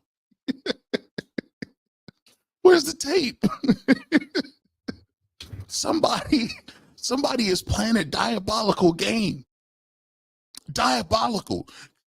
Joe Flacco. Listen, I understand what they're saying. Like the national guys, it's like, they're acting like there's no other guys on the team. No, there ain't really. Don't nobody really care about that. Like, I'm watching these showdowns, right? And I'm keep looking and I keep watching it. And every time I think they about to show the Pickett highlights, they go to like Quinshon Judkins and the Cones being a running back. Or, yeah, let me show Jerry Jeudy. Where somebody is erasing the tapes, man. We got to find out what's going on. The missing tapes, we need to be reported on. The Kenny Pickett, the missing throws, right here on UCSS. I'm just playing, but I'm for real though. I just ain't seen them throws, man. It's almost like they splicing this thing up, like it's just like, yo, I'm not saying that, and I know he's getting the reps. I know people is out there. I know he's out there. Just show me a couple of them. Week 5. I think Flacco will play 4 to 5 games. Gabriel plays 2 games, and Shedeur plays the rest of the season. Hey, that's another thing. Would you rather Shedeur go second or third? Would you rather him go second or third? Because I'm gonna tell you what. Whoever goes in that second position is kind of. Whoever go in that second position kind of gotta. They gotta. It's a thing, man. 1,800. Matter of fact, I didn't even say that all day. 1,800 people wherever you go on Facebook. Shout out to you guys. I need that like button hit. If you are on Twitter, you already know what it is, G-Buzz. Hit that like button. If you are, once again, if you are on YouTube, hit that like button. Stop playing around. We're gonna get that together. Let me get this back. I need to go back. Where'd it go? Do you want, as we said before, would you like Shedeur to go second or third? Because here's the problem. When you in that second slot, you got to hold it down. You almost got to be nice. You almost really got to like take the position. Because the one guy, it's always a temptation of putting the other guy in. It's always a goal of you seeing what both of them got. So when you are the second guy in, after Flacco go in, it's almost like you really got to ball out because the dude behind you is looking around. I'm back here. Don't you throw no picks. I'm back here. And by the way, that third dude can get kind of anxious because what if that second dude goes on a little bit of a run? You go on a little 3-1 run. You win 3-4 ball games in a row. Then all of a sudden that last dude is looking like, well, I might not even get no work. I might not even get in this game. And I don't think people talk about this enough. As a matter of fact, thank goodness I just remembered and brought it up just now. Because I'm looking around like, okay, well, we know Flacco's gonna play a certain amount of game. We know we know Flacco's is a certain amount of game with this. He gonna get some games in here. But the real situation is this. If you that second guy, is it advantageous for you to go last? Let me see. What is this? Let me see.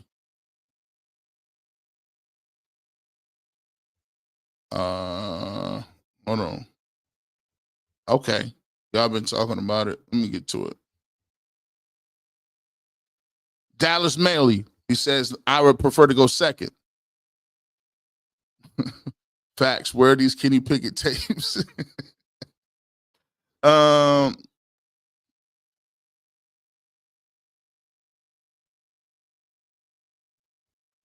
Separate set of rules. I don't realize I'm okay driving 100 miles an hour in a 60.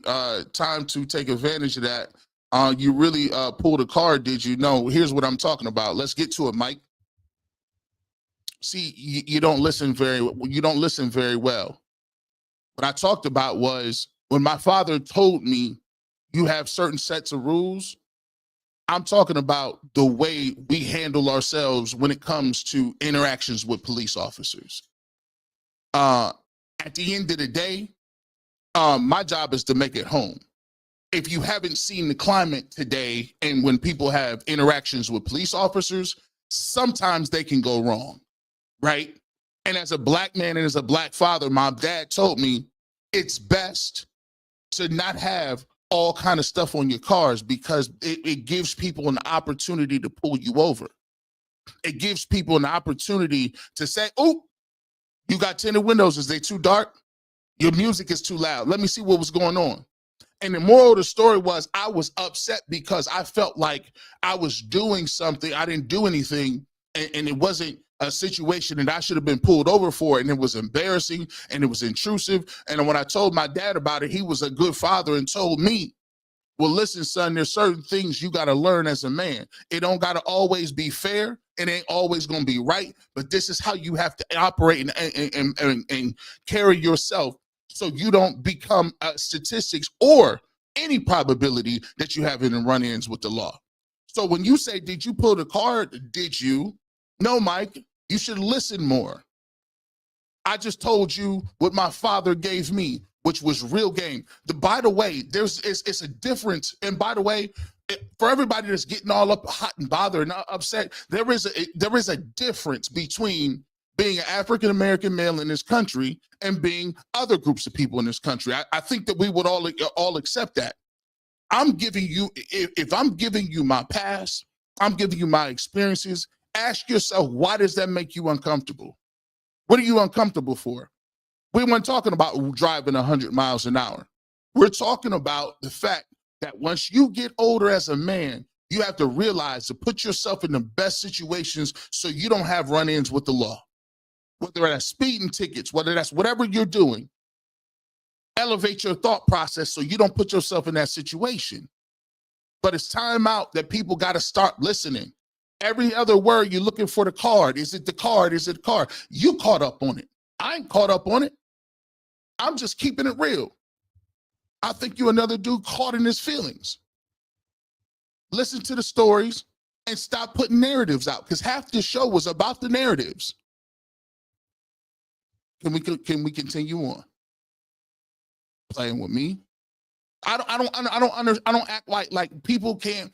You got a problem with me saying that I'm a black person? I'm black. I got a different experience. It is what it is. Come on now. Tighten up.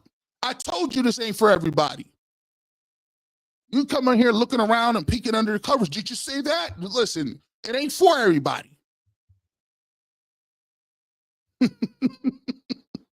Third.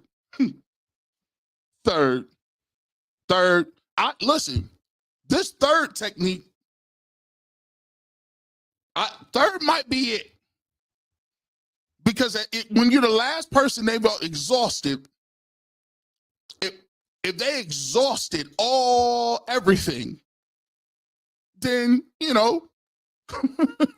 hey, when you exhaust all options and you're the last person standing, let's keep it with a buck. Let me see.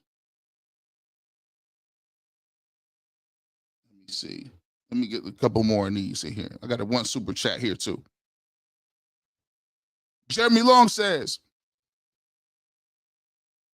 they have to give Gabriel the first shot at starting because if Sanders goes in before him, Sanders won't give up the starting spot. That's very interesting.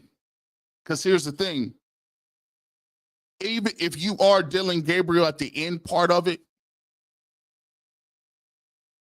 even if you are,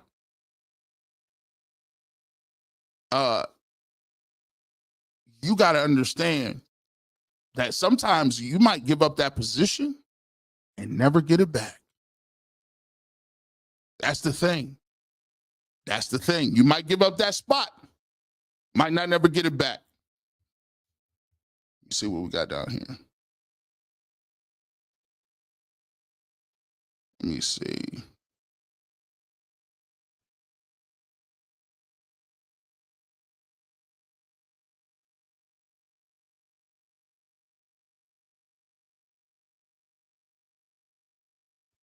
Not even just a black man being black, period. It's black facts. Just a girl 07. We wasn't trying to leave you out. That's facts, period. It's facts, period. Folks don't want to hear the truth. They want to hear what they believe.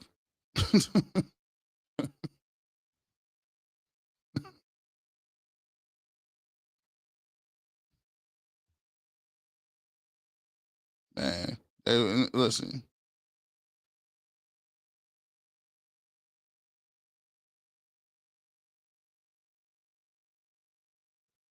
Stop acting like everybody was okay with those pictures of elected officials. Horrible takes today. You're talking about people show who they are. First of all, I'm gonna need you to get your typing together, fam. Second of all, did nobody tell you that nobody agreed with everything in the situation with them people bringing those in the picture? The fact is, bro, y'all be listening to one or two things. You listen to one or two. The overall arching thing after 2 hours of this show is, in our world, we have a lot of things going on. And people would like to make it seem like Shadeur Sanders went outside and killed somebody or did something crazy, which he didn't. That didn't happen. He had a speeding ticket. Mike, I'm sure you have speeding tickets too. At the end of the day, you misinterpreted what I said, and I had to correct you because we're not going to play them games. Y'all can, there's this whole thing where if I speak the truth or I say something, everybody will, oh, you're race baiting.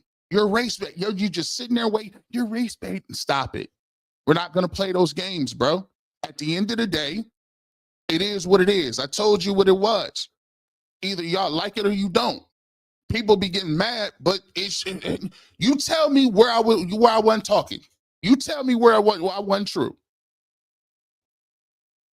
And that's the last time I'm addressing you, actually, too. Let's get to this.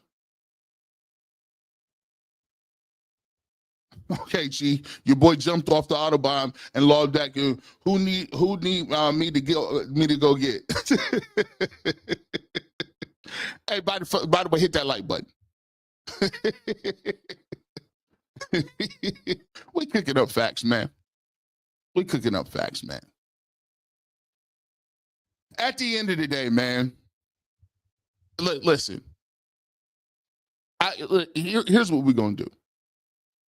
I like to end on positive notes. I like not to get people all fired up. But the reality of the situation is this. It's football. We came to watch football. We came to talk about football. So after this, we're going to keep it football. You know, the Cleveland Browns, we got a lot of things that we need to figure out. And one of them is not court dates, and another of them is not this and that. It's about football. Let's get back to what we're gonna get back to.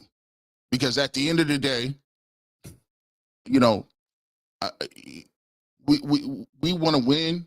We want to see people prosper, and we trying to do something, and we trying to see this youth movement, man. We got to get to the point where we stop being backwards in the city, bro. We backwards, man. We running around here gossiping. We running around here, all our stories, these narratives that we running with, and it don't make no sense, bro. We got an opportunity every single day to come in here and talk about sports. But 9 times out of 10, we choose to talk about the things that don't got nothing to do with sports. That's what we talk about. We got an opportunity. We got some young dudes that we can play. Not just Shedeur Sanders, the Mason Grahams, the Harold Fannin Juniors, you know, all of the young guys, Alex Wright, you know, guys coming back and playing for a position. But every single time I'm tired of it, because here's the thing. I've been here and no one's been here longer than me. I've been on these internet tools. I've been doing this stuff.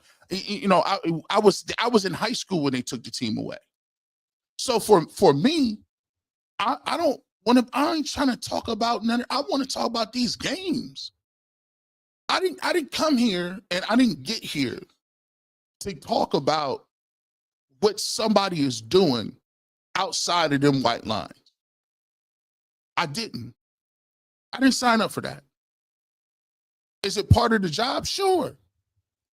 Part of the job is, yeah, listen, G. Bush, they want to know what your opinion is on it. I was in the hospital for a couple of days. They want to know what your opinion is on certain things. And I tell them. But there's a couple of things that I'm not willing to bend on for nobody. And that is, I'm not willing to sit here and because you are one of a few and they let you in the game, that you're going to water down the way that things need to be talked about. I'm sorry. My job ain't to make people comfortable. That's not my job. My job ain't to make a bunch of friends in the media. My job is to tell what I see. If what I see is different from what they see, then so be it. The people got a choice who they listen to. You can listen to me, or you can listen to somebody else. You can choose. But my job ain't to sit here and pander to nobody and do none of that. I speak what I speak. I'm going to be me off this camera and on this camera. When I had a radio show, don't tell me I did shows about everything that I just talked about now. I was one of the very many. And I sat in them offices with program directors say, you really want to say that? I said, yeah, I really want to say it because it needs to be said. So for me, I give everybody an out card and I talk about it like this, man. You know, and I'm going to leave y'all with this. You may not get where people think you're going to get at. But even if you don't even agree with everything I say, even if you don't think and think that I'm on the right place with everything I say, I speak from here. I care about people. I want to see people win. I want to see everybody do well. And at the end of the day, I tell the truth. And at the end of the night, when I go to sleep, I sleep very well. You know why? Because I know I wasn't shucking and jiving. I wasn't rubbing nobody's shoulders. I wasn't running around here trying to sign peace treaties. I wasn't running around here doing no back deal conversations. I ain't took no bread from nobody. I ain't take no shorts, no losses. I don't owe nobody no money. I don't owe nobody no favors. And I can sleep very well. But guess what? There's a lot of people who can't say the same. And I'll keep it at that. Get to these last couple super chats. I appreciate everybody. 1,900 in here. Hit the like button for your boy. Also, go check out the website, Top 5, TOPF 5, the number 5, VE. Make sure y'all go check that out. Make sure y'all subscribe to that, man. It's a family show. It's a great show. It's me and my two brothers. They're great. They're funny guys. They're awesome. We do the show. The show ain't even about me. It's a family show you could all check out. And as a matter of fact, I'm supposed to have a link. Matter of fact, let's get to it. I do got a link, right? Can you put the link in the what's the name? Hey, monitor. My producer. Can you put the link in there? Yeah. Put the link for the show in there so they can subscribe. Really quickly, let's get to some beautifully blessed. I don't understand why people always want to speak on the card as if our experience is real. Maybe sit in the fact that y'all dealt the card and now upset that we playing spades with it. That was cold. Take that one. Listen, it's the level. It's intolerance. And let me be clear. We're not talking about this. We're talking about the simple fact that that Black people have an experience in America that's different. And the fact that people don't want to hear it, don't want to acknowledge it, shut up, just talk about sports. How you willing to say shut up and talk about sports, but 70% of the people that play sports is African American? You don't want to hear their experience, but you want to take all the joy in watching them. You don't want to know about their plight, know about their family, know about their backgrounds, know about their culture. You don't want us to say nothing about that, but you want to sit up here and watch us dribble and throw back footballs. That's wild to me.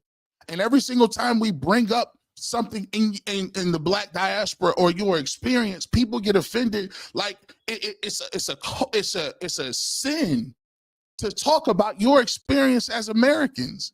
It's wild. And yeah, I get upset about it because it's ridiculous. My wife is of a different culture. When she tells me something, I sit there and listen and try to understand what her culture is.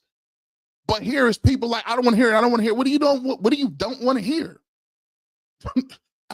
I hear about everybody.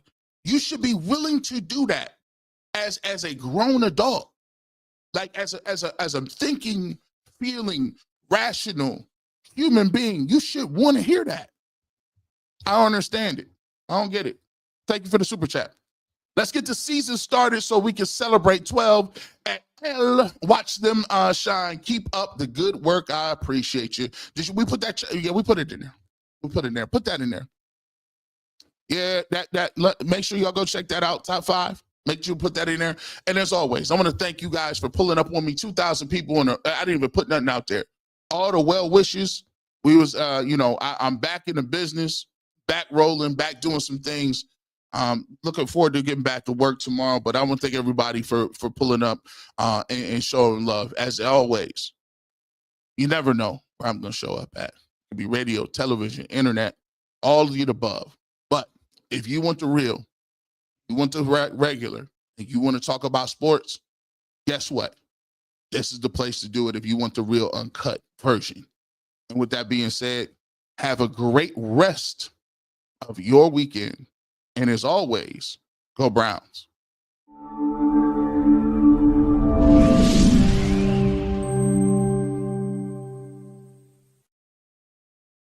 Quality, service, atmosphere. You're next in the chair. Feel at home in the barbershop. G. Bush offers a fresh cut on sports. The barbershop isn't just grooming for guys. It's culture, it's lifestyle, it's sports. And it's now the barbershop is giving the sports scene a sheer shave and shine. Join the makeover now. Follow Garrett Bush at GBush91 on Twitter.